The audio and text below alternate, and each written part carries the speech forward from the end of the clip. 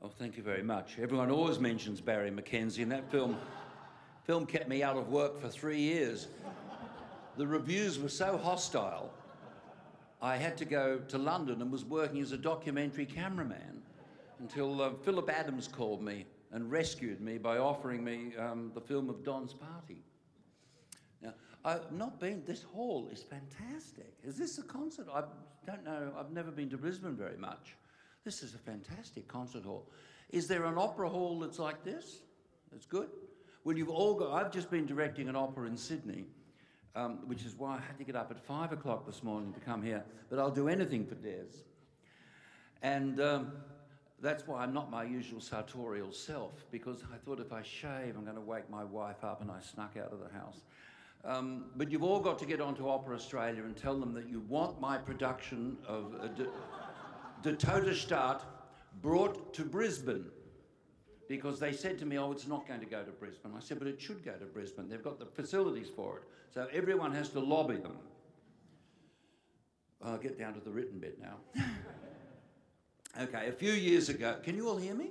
Yes. A few years ago in 2008, the dynamic Des Power, he's still dynamic, even though he's had an accident. I was talking to him before. The dynamic Des Power approached me and asked me to be chairman of the APSA International Jury. I didn't know much about APSA at the time. In fact, I didn't know anything. But I've been thrilled to see it become internationally known in a few years as the Oscars of the Asia Pacific, a prestigious event with over 70 participating countries. I think Queensland's shown great flair in establishing awards which rank with the Academy Awards, the European Film Awards and the Golden Globe Awards. Filmmakers from our culturally diverse region must be delighted to take home these fabulous glass designs of Joanna Bones. They're superior to those clunky bits of metal you get from the Academy Awards and things, because I've got a couple of, I've only directed one film that won the Academy Award, but I didn't get it. It goes to the producer. But I have got some other awards, and I tell you, all the metal ones rust. So they're really not worth it after a couple of years, and you can't get the rust off them. The glass ones are much better, but as the government said, you have to be careful, don't drop them. Right. In 2008, the year in which I was jury president, I was startled to see so many absolutely outstanding films from our region. Our region, I mean the Asian region. The winner that year was a superb film from Kazakhstan called Tulpan. I noticed a poster over there. Directed by a gifted Russian named Sergei Dvortsevoy.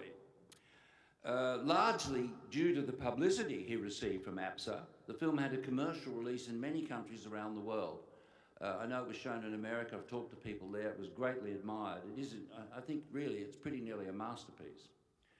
Now, further, not content with merely handing out awards, APSA arranged to help filmmakers in the most practical way of all, funding. With the participation of 6 major American studios, grants were made for script and project development. Success was almost immediate, which is just extraordinary. The Iranian film, A Separation, which has probably been seen by everyone in this room. It won countless awards, as the previous speakers have said, including the Academy Award for Best Foreign Film. It really is a great film. I think my daughter's here from, at the moment from California, and said it's been running there for like 6 months or more. It's been a huge success everywhere. Now, APSA is actually serving and encouraging the largest growing film region in the world in terms of both production and box office. India and China in particular are probably the world's biggest producers, and needless to say, huge markets. The APSA initiative in Queensland is not something that simply benefits filmmakers either. I remember in the early 1970s when the film industry in Australia was first receiving government subsidies, but I preferred to call them investments. There was a lot of talk about the money being wasted by being handed out to a few people who would make films no one would want to see. I was even told Australians didn't want to hear people on screen speaking with an Australian accent. How wrong all those doomsayers were. What's wrong with our accents?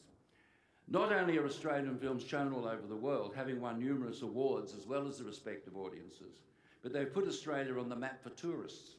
The days have long gone when people in Europe and North America confused Australia with Austria.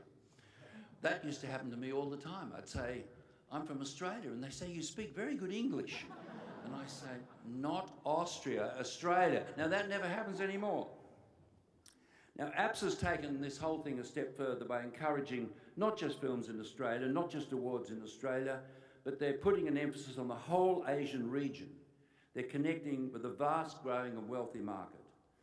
Now, my understanding of economics is limited in the extreme, but even I can see that Queensland has a unique opportunity to invest in and promote an organisation that's achieved an astonishing amount in a very short time.